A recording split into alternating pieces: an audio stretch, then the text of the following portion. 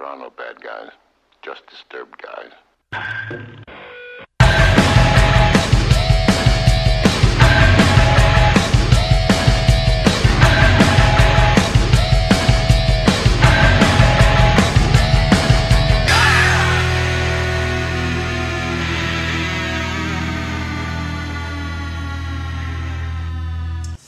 Hey there, Stitchheads. How you doing? My name is Eric Sorensen for College Baseball Today.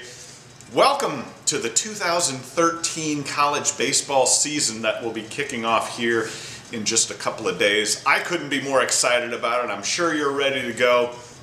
It's been 8 months since Arizona won the national championship. Congratulations to them, obviously. One thing I want to say about Arizona is, you know, a lot of times you hear stuff in the media about how such and such coach is such a great guy and he really deserves it.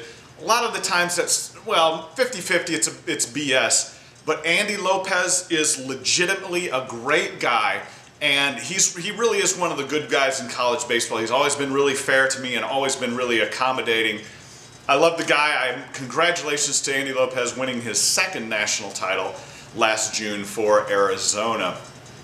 Some of the things I want to talk about in this Baldcast coming up for the 2013 season. We got about 4 or 5 issues I'd like to talk about real quick. First thing is the obvious one that's going to be the change in the RPI for this season, which means that teams that go on the road, and especially in the non-conference, teams that go on the road and win are going to get a little extra bonus points for their wins in the RPI. So it's kind of like college basketball has been for years, by the way.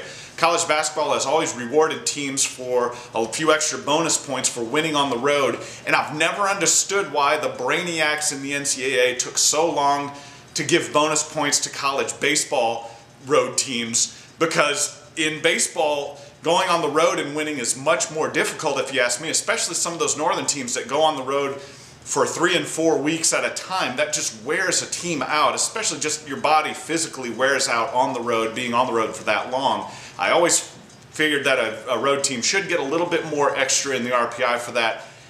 Finally, they've come around and done that, rewarding teams for winning on the road. Now, we'll see how that translates, especially to some of the teams in the SEC and some of the teams in the Pac-12. We'll see how that affects their scheduling in the years to come. I mean, some of the teams still haven't scheduled to account for these multiple home wins that they're going to get against a bunch of tomato cans.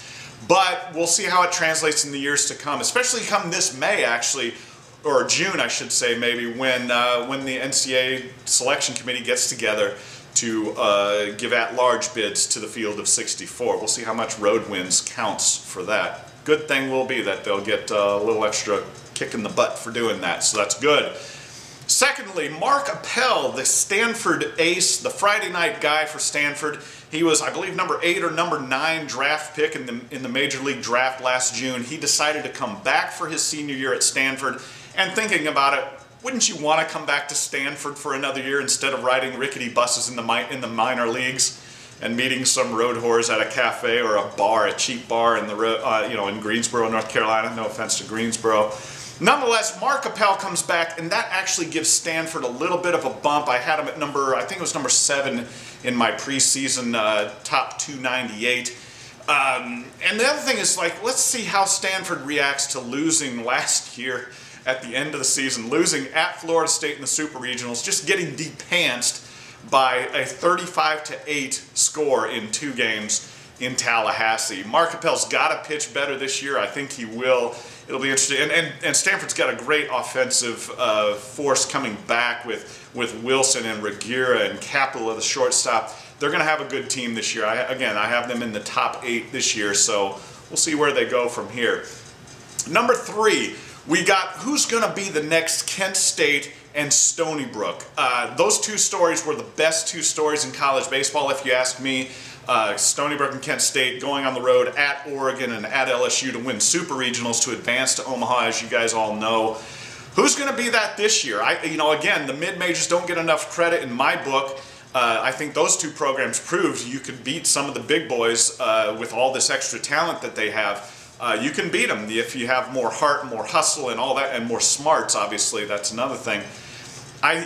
Utah Valley won 32 straight games last year, 47 games overall. Are they going to be back again? They had some big losses.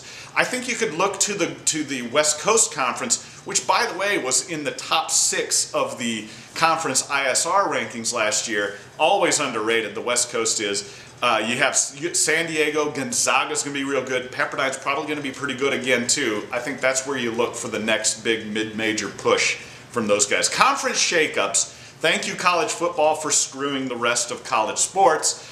But the conference shakeup, you got Texas A&M and Missouri starting SEC play this year.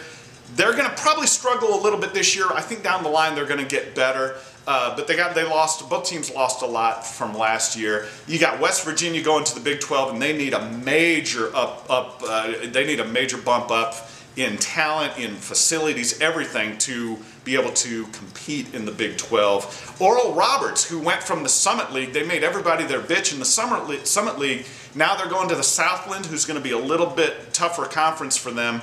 But the Southland also lost Texas State, UT Arlington, and UT San Antonio to the WAC, unfortunately. The last thing you want to concentrate on is the major powers in college baseball having to reload in 2013. South Carolina lost a lot of firepower, including their coach, Ray Tanner, obviously. So they're going to have to replace a lot. They got talent back, but we'll see how that transition works.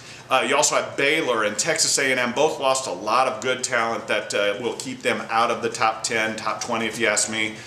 And Florida is probably the most intriguing team in the country this year. They lost a buttload of talent. Guys like Mike Zunino and Preston Tucker and a lot of pitching, Hudson Randall and all that. Brian Johnson. We'll see how they reload. Coach O'Sullivan's he's no slouch. He's going to reload with a lot of talent. Young guys, we'll see how they react this year. So that's kind of what I'm looking at coming into this season.